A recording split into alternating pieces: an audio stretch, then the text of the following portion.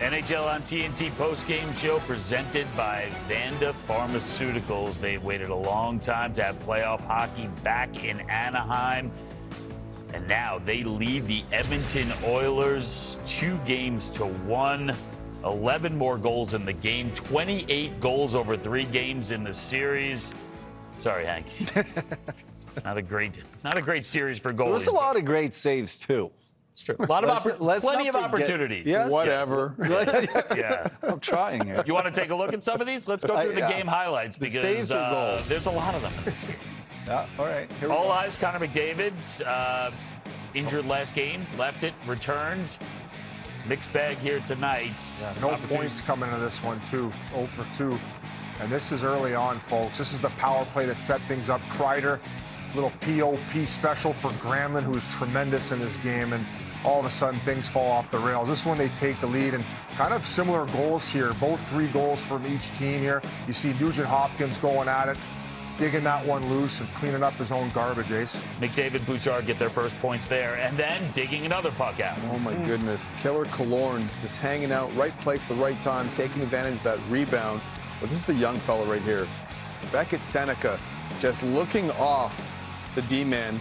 Looks like Jackson LaCombe is going hard to the blue paint there, and Seneca with the rip past the netminder. More youth, more talent. Leo Carlson this time. Oh. Forehand, backhand, little pumpernickel to get the crowd fired up. The super sweet. You want somebody to get the crowd fired up? How about VL? Oh, man. Took a bad penalty. He did, and totally redeemed himself. After this one, too, he actually goes by the Oilers bench and lips off, and then he ends up answering the bell with Podkolzing. And, hey, shout out to this line, though. Podkolzing, Kapanen, and Draisaitl have easily been the best guys on the ice for the Oilers in all 3 of these games. Unfortunately, not many other guys showing up. A lot of passengers right now, boys. So you think it makes it tough then for the coaching staff to load up and have that nuclear line with McDavid and Draisaitl because Draisaitl's line right now is playing so well? I would not touch that line whatsoever. That's really all they got going to get momentum. And I think the big question right now, as good as Ingram was in the first period of this game, I think there are probably a few that he wants back.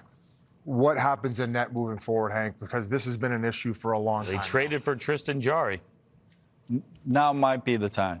I did not like the 6-4 goal. I mean, he made so many great saves. I felt like he kept them in the game, especially in that first period, part of that second period. The problem is when you face that many breakdowns, that many great opportunities, eventually as a goalie, you will have breakdowns because there's too many opportunities. And they just need to play with more structure. And there was too many grade A's, in my opinion, for Edmonton to win this game. I know Jackson LaCombe was a guy who really caught your eye in this game. Because, I mean, listen, you could spread the congratulations and the flowers out all over for Anaheim, but LaCombe, both sides. Yeah, in a couple particular plays, and we're going to roll the tape, and he's got the tough duty of going a lot of minutes against Connor McDavid, and this is the one in particular. I mean, look at this 2-on-1. This is a tap-in backdoor for Nugent Hopkins, and watch this stick.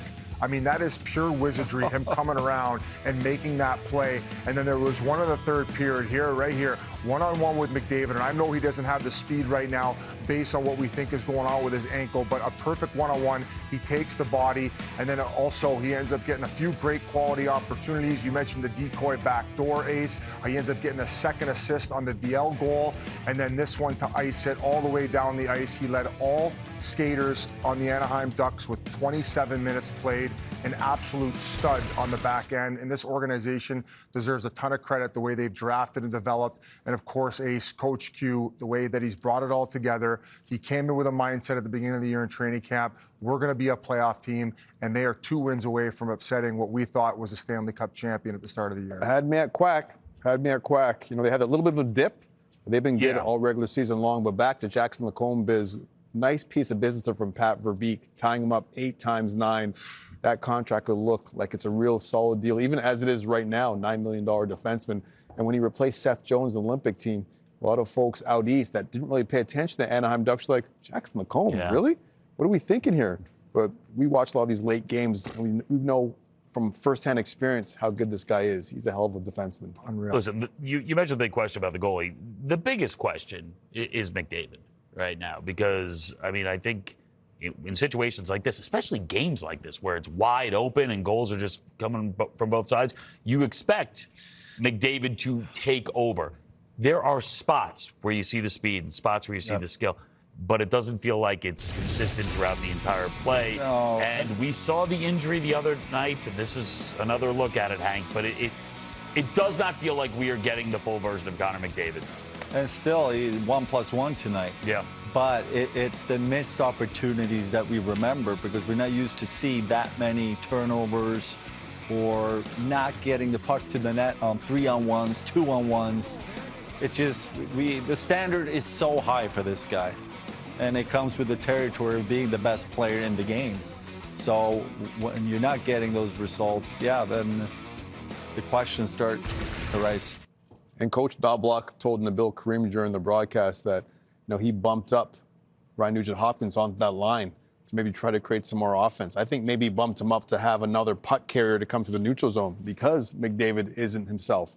From what we've been seeing, I don't think he's himself. So maybe having that guy on the wing that could transport that puck biz will take some pressure off for number 97 as he goes to the neutral zone. Yeah, no, that's a great point. And I just, what I keep thinking about, though, is just this lineup for the Anaheim Ducks and what they've done in order to bring in the veterans to complement all these young players. I mean, look at the Granlunds, the Killorns, the Kreiders, and it's just a perfect blend right now, and it's clicking. And I think the biggest thing and the biggest takeaway from a lot of people in media talking is this Anaheim team, even though it's their first experience in playoffs with this young core, they're not afraid of the Oilers. Like, this is a team that's been in the finals back-to-back years, and they're staring them right in the face saying, bring it on. So I'm interested to see where it goes from here. Ace, I don't know what the answers are. Knobloch was having a difficult time getting towards this group. A little bit past halfway through the season. They brought Paul Coffey back in, so a little bit of craziness with the coaching there as well. But I'm interested to see how they go back to the drawing board and figure this thing out because this is going to be an uphill climb from here. They're down 2-1. Game 4 is coming Sunday. We'll see if the Oilers can make some adjustments. We're going to look ahead. We had in the East 3 straight overtime games in this Tampa Bay Montreal. Our play of the game presented by Panera. Lane Hudson delivering in OT. We'll deliver the highlights from the Lightning and the Canadiens from Montreal when we return right after this.